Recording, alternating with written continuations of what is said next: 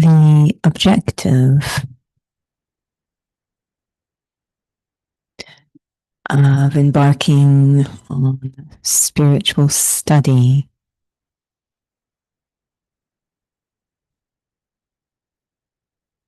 is self-transformation, change.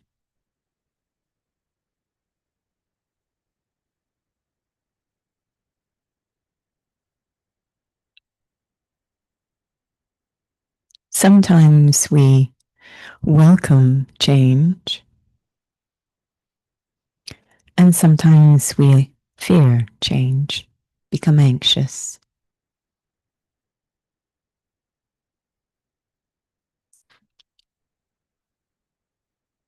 And when it comes to the self,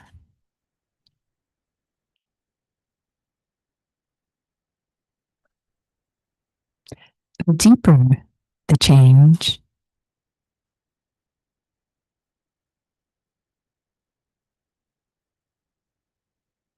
the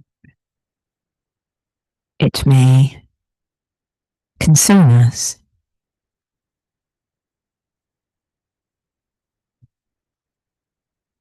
We are torn between wanting change and resisting change.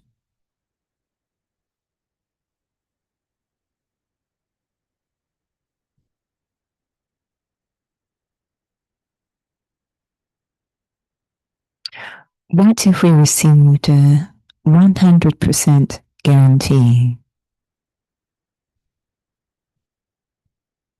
that the change would be both beneficial and a guaranteed success? Then there'd be no fear.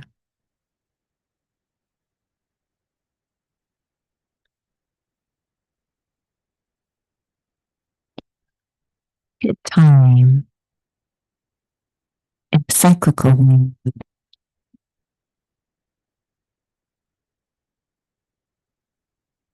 It helps us to face change without fear.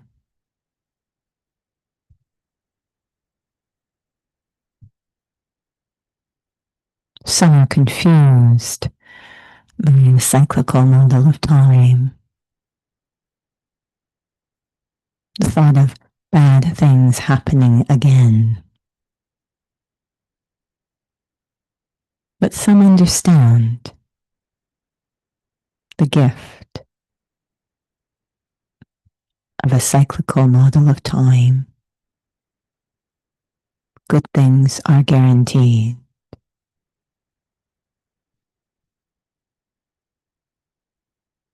Becomes a means of moving through change without fear. I am destined to succeed.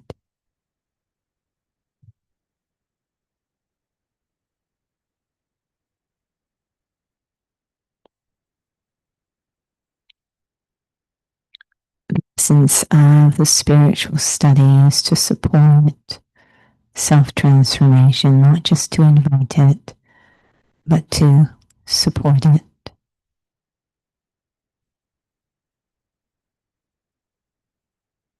Providing the wisdom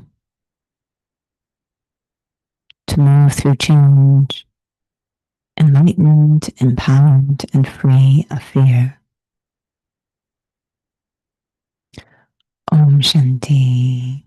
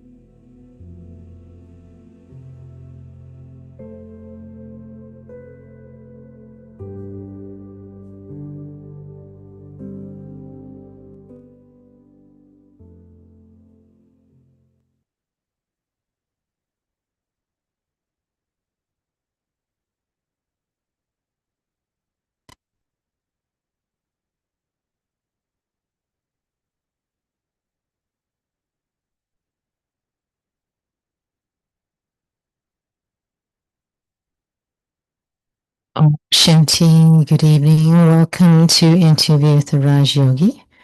And tonight's theme or question or topic is, why is courage needed in our spiritual journey?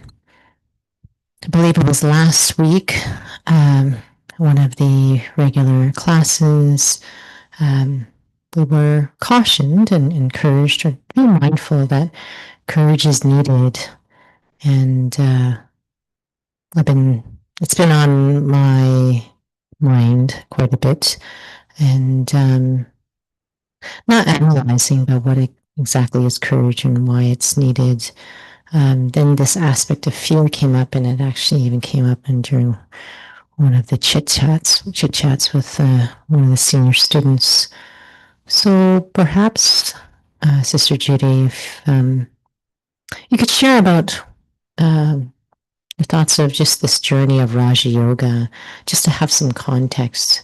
I know you shared a bit in the interview, in the commentary about change. Om Shanti. So, the objective of Raja Yoga is self-transformation or change. And Raj means sovereign or king. So this is a method of change, yoga, which is meant to restore our, we say, personal dignity or self-mastery. So, healing is a change, a journey of change, that I am ill or injured. And the change that we hope for is healing, recovery, restoring to the healthy state. So this is a change, but very often when we hear the word change, it creates a little anxiety for many, unless, of course, the change is the cessation or stopping of an aversive state. So Raj Yoga is all about change into that state of self-mastery, personal dignity. But change often can be connected with unknown, with fear, with loss. So really having to kind of sort that out. And this is the reason that the idea of courage is brought up, is because we are looking at transformation or change. I was listening to fear. Maybe it's perhaps that there's fear there. And I'm bringing that up because you've mentioned about fear, maybe in your part of your life in yoga, or maybe when you were younger, that this aspect of fear, when it was mentioned, and it came into my awareness about what exactly is courage, and it seems to often come up when it comes about fear. And then when you realize, I don't really know if I'm constantly aware of it, as if it's sort of in your background, and it's become quite normalized. And so when this aspect of courage is needed, I think in a way I was still just grappling what that would be. Sometimes we set things up so that we minimize the degree of change or concerns that may evoke fear. So, for example, I remember when I was just kind of teaching myself to dive off the low board in the swimming pool, the diving tank, just the low springboard. And I found it absolutely terrifying, actually. And yet I was pulled to do it. I wanted to do it, but it was kind of terrifying. And the idea is that you walk to the end of the board and then you jump off or dive off the end of the board. That's what's going to happen. But I would arrange things so it wasn't quite as frightening. First off, I didn't die. I just kind of fell off the board. But I also, the board was fairly close to the edge of the pool. So I didn't go off the front. I kind of fell off the side towards. And so I could grab, this went on for a while until the lifeguard told me I shouldn't do that anymore. That was actually more dangerous. So we can try. I notice that people arrange things, they kind of mix it. So there's a bit of the familiar, a bit of the change. They ameliorate the situation so that it doesn't seem like it's as frightening as it might be. I think what's interesting in the conversation is where there's courage comes where there's fear. So, really, what am I afraid of? What is most frightening to every human being? What is most frightening? And of course, when we drill it down, it's this loss of personal value. So, confronting what we might call ego or that image might be the thing that's at the root of the courage, the fear, loss of some sort is where fear is coming. Fear is connected to attachment. So, when I'm asked to let go, detach, it can evoke fear. In this case, what am I being asked to let go of? So is it possible then that it's not so overt what fear is? Because I was thinking about the situation that happened. Now, what has it been? I don't know. 2 Sundays ago, I can't remember. I had shared about you a challenging situation. And then you had brought it up during Sunday's class about the situation that if there was courage, and I think that's where I started to actually, honestly, I drew a blank. I was like, was thinking inside, like, why not patience? Why not compassion? Why not, I don't know, detached observer? And what I was reflecting on, just even when you're sharing that, it was actually not about analyzing, but fear seems to perhaps maybe have different derivatives. And that's not about, again, analyzing all that, but not realizing, connecting the dots that it is about value. And perhaps I wouldn't have thought of it as an aspect of fear, that there was worry or something else going on inside. And why I might bring that up is more in terms of if I'm not diagnosing myself properly, um, would you feel that that plays a role in to be able to actually overcome? Because we also can veer on the end of just overanalyzing ourselves. It's useful as we go into something to know what's going to happen, what's involved. And I definitely think that's the case in the study of Raj Yoga. We're told ahead of time what the destination is, what the objective is, and what's involved in reaching there, what will happen, what will feel, what will come up. And that's all really, really useful. And one of the terms that's used, which is not to frighten anyone, I hope, is the idea of dying alive. Now, everyone's fear, has this fear of death.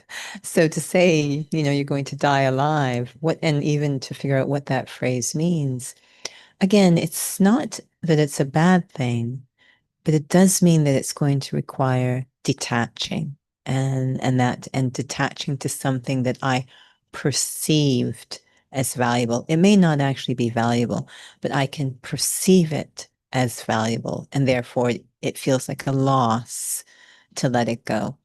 And personal value is the deepest attachment we might have to this kind of very distorted sense of I. So, to know that that's what's going on, it will be so well disguised at times that I won't even know that's what's going on and wonder why is this being brought up at all.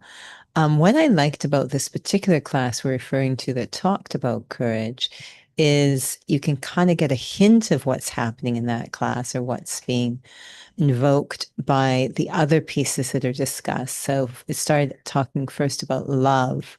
a lot. And there's that wonderful saying, where there's love, there's no fear; where there's fear, there's no love. So kind of irrigating, flooding the whole situation with love to create a power that can overcome that fear.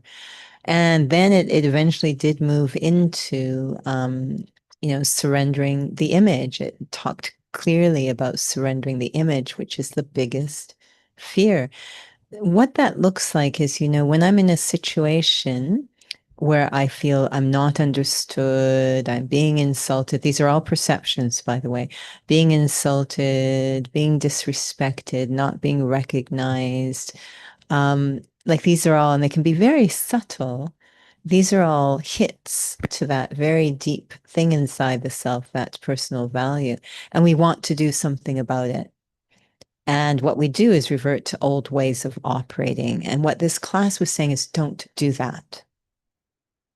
You need to draw on self-respect. Now, it takes courage to go into a situation without our usual armor, and to kind of be, some would say, vulnerable. It's actually an incredibly powerful position.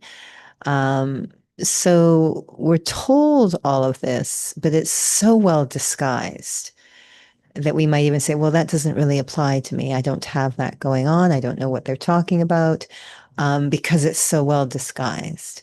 And yet, those scripts are going through our head. We get upset, we feel insulted, and yet we say, this courage thing does not apply to me. So it's really having to look objectively at the self. It is inevitable. It's not, it may happen to that person, but not, it is inevitable that in this transformation, which is liberation from everything that is distorting our character, you will have to let go of the old way of valuing the self, every single soul. And that it can be really terrifying to souls, feel very, very vulnerable. When you were mentioning that I would have to be able to respond differently, that would be assuming that I would have a different way of actually, a more meaningful stance inside, and more a real experience of my self-respect. So when it comes to courage, how is that connected? Because could someone just not have courage and gird through things, I suppose? Maybe our old ideas of what courage is. I mean, this definitely assumes that I am having the power of, we say, purity or self-respect, so that I'm not just kind of almost violently trying to do this. It's very interesting, responding differently. When we look at someone else, we have such expectations of other people. When someone else responds a certain way based on their fear of losing personal value, we're very judgmental and say, oh, they shouldn't have done that. They should have responded. We know exactly how we feel the response should be. We expect it from other people. And yet, when it comes to ourselves, we kind of start to rationalize things away. So I need to be really working on the self-respect rather than battling ego, but working on the self-respect, because that different response will come very naturally if the self-respect is genuinely there. We hear so many stories about the senior yogis who had cultivated self-respect. And I've seen myself so many situations where they are able to demonstrate that. And it's very powerful. And I can see, yes, I don't know if it's courage for the one who is expressing it, if they have that self-respect, but I feel the word courage is used to say you will have to confront, these very, very long-standing opponents, arrogance of the body. So, in a sense, it's as if there's some other qualifications that might be required for there to be courage. That I don't mean to analyze things, but what would that feel like if I had courage? What would that feel like? And if I was actually doing it properly, perhaps. That it's not our old ways of operating. Why I mentioned that? Because I remember quite a while ago at the Crowfoot YMCA, we were invited with a group of youth, and purity was one part of the topic. But I remember someone was mentioning that courage is having no fear or something like that. And there was someone else who mentioned it's more than that. It's a deeper thing than that. I don't remember exactly what the response was, but it felt like a very mature um, stance that we're having in terms of facing an adverse situation. If I was, I think about these classic heroes and heroines who are on sometimes, the battlefield, if you will. And yes, they're very well equipped. They've got armor and all sorts of things. But the big thing they have is a very pure heart. So, these are the things that spirituality emerges in the soul is a different sense of self, purity of the heart, some wisdom, discernment. What makes it so we should just, carry forward with those. What makes it interesting, and it's mentioned in these classes on courage, is that the old stuff is still there. The old stuff doesn't just lie down and die. These old habits, these old addictions, they're still there. And we have to finish them. This is all within the self. And so this is why, we have to use, not just be equipped, but use all of that equipment, the self-respect, the connection to the divine, the discerning, etc. And, you mentioned patience. Actually, to even exhibit those qualities, I need courage.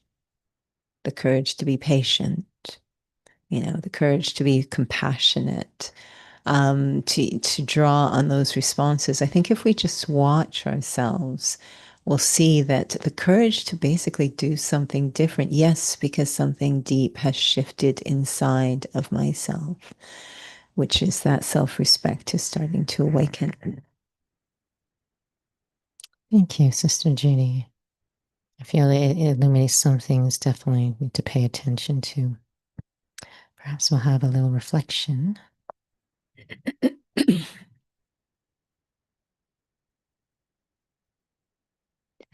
There is a form of myself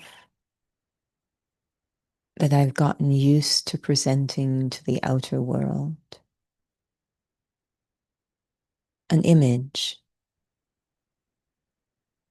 It's almost like a facade or a mask.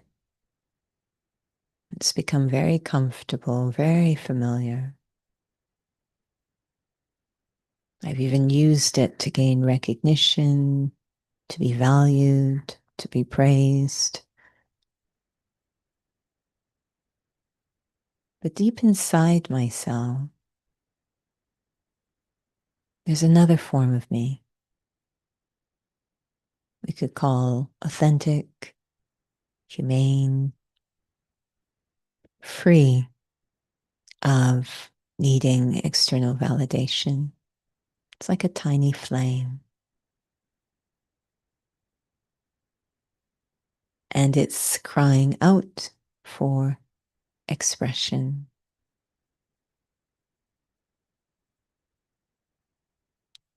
For my sense of self, my personal value, to not be conditional. Spirituality, which is a journey of self-understanding and connection to a source of purity, is all about nurturing that tiny flame such that it grows and grows and becomes brilliant and luminous. Very naturally, the image melts. The way I cooperate is by choosing to focus on the little flame more and more, rather than nurturing the image. Om Shanti. Om Shanti. Thank you, Sister Judy. Thank you to those for joining with us this evening. It may have been on the website that originally the Learn About Meditation was on the 18th. I know we mentioned that last week. It is on the 25th. It still is. But we need to notify the public that that date was changed originally from the 18th. So for those who are interested at the Academy, Saturday, July 8th, July 25th, 12:15 to 1:30. I believe this coming weekend is World Meditation Hour as well. So those who are joining in for English will be available online on YouTube, 6:30 to 7:30 on Sunday, on site and online for those speaking Hindi. On site, I mean at Inner Peace Center. And of course, we have our drop-in sessions, English, 6:30 to 7:30 at Inner Peace Center, and on Wednesdays, 6:30 to 7:30 for Hindi. Thank you for joining with us. All of this is all on our website. We also have our Raki program. Again, these details are in the process of being posted August 14th. Feel free to save that date at Scarborough, and more details to come. Thank you. Shanti.